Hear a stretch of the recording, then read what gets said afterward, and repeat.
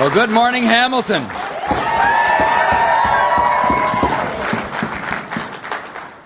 I'm Jack Layton, and I'm running to be Prime Minister of Canada.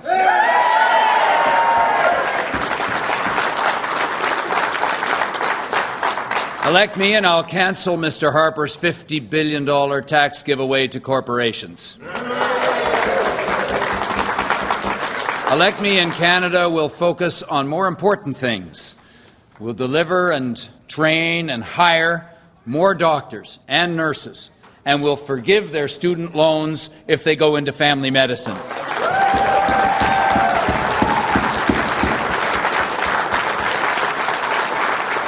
We'll get serious about job training for our young people and for those who have been laid off.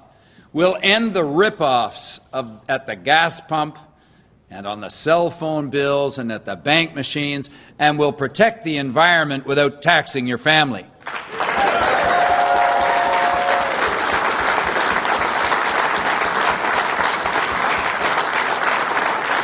And don't let anyone tell you that this can't be done. Friends, I want to say a few words about Canadian trade policy. This isn't some abstract issue here in Hamilton. It has an impact very directly. Most of you know the story. The Liberals signed us up to NAFTA, and Harper has had just picked up where they left off. He's negotiating bilateral trade deals on the NAFTA model, including with places like Colombia, for heaven's sakes, with no attention to the social or environmental or workers' rights.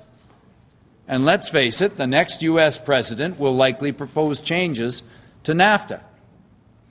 So tell me this, do you want another trade deal sellout? No. I didn't think so. Do you want Stephen Harper representing us at the negotiating table? No. I didn't think so.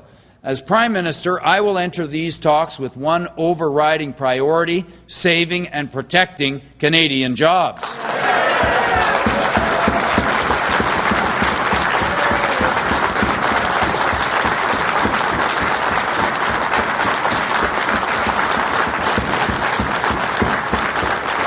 Now, as Prime Minister, here are some of the steps that I'll take to meet Canadian trade priorities and protect our sovereignty. We will renegotiate NAFTA Chapter 6, which right now limits our control over our energy resources and may prevent Canadian energy security. We will renegotiate NAFTA Chapter 11, which in its present form allows foreign investors to challenge Canada's right to make laws protecting our interests, like our health and our environment and our working families. We will negotiate changes to NAFTA's deeply flawed dispute resolution mechanisms so that our interests are respected.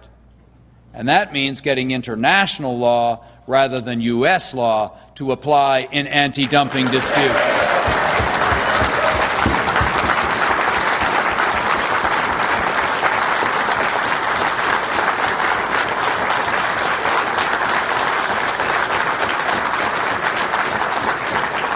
And we will renegotiate NAFTA provisions that do not respect labor or environmental standards. And we'll demand that those standards be included in every other trade agreement we sign.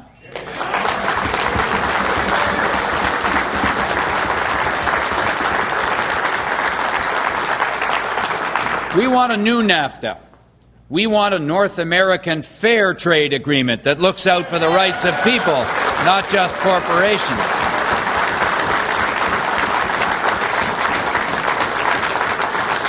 And that's because we need fair trade deals, not sellout deals. Now, the European Union will soon be opening talks with the Government of Canada. And let me tell you one thing.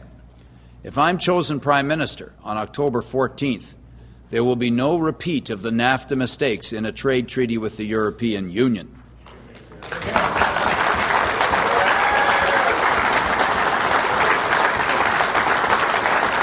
One could imagine a quite different trade deal with the European Union, a deal where we broaden our trade and move away from heavy dependence on the troubled U.S. economy.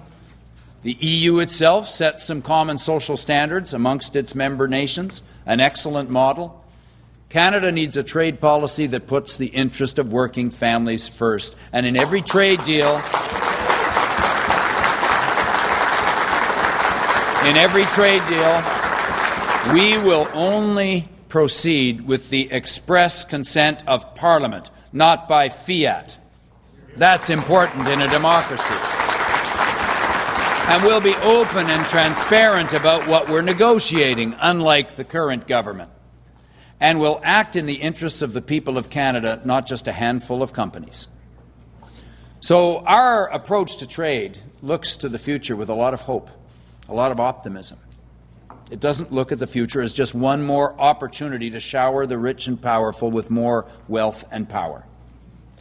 Our focus is the working families of this country.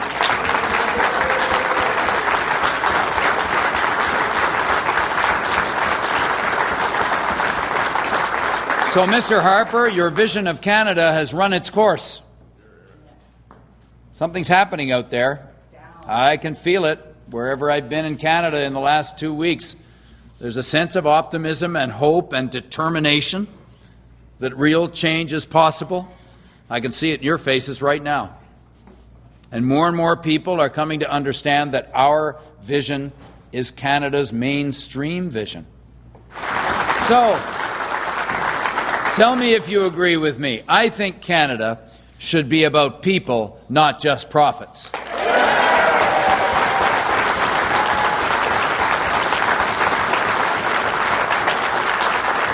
I think Canada should be about hiring doctors and nurses, not financing corporate tax cuts. What do you think?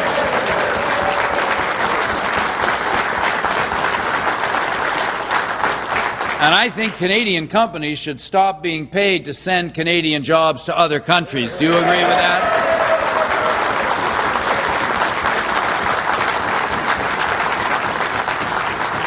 And I think Canada should clean up our air with a plan that works, not with a plan that taxes you and your family. Do you agree?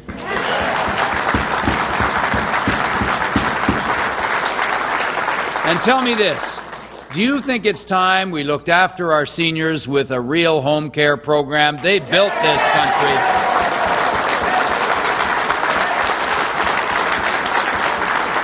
And do you think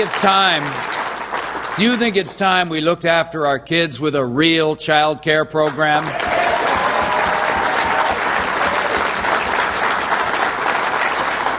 Well, you're right again, because those are the more important things that will get done in the next Parliament. Those are the things I commit as your Prime Minister to take to the Cabinet table and to the Parliament of Canada.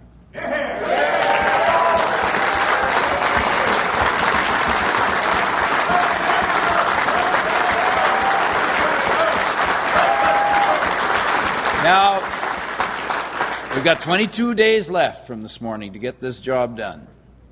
Wayne and Chris and David and our whole team of candidates here are counting on you, and so am I. I want to make sure you talk to your friends, to your neighbors, to your workmates, to folks in the coffee shops and the restaurants, in the checkout lines, at the coffee shop. I won't mention which, but I just about said Timmy's. That's where I just came from. Wayne Marson always talks about his Timmy's poll.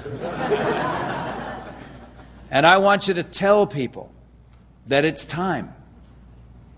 It's time for that real change that they've wondered whether they could achieve for years.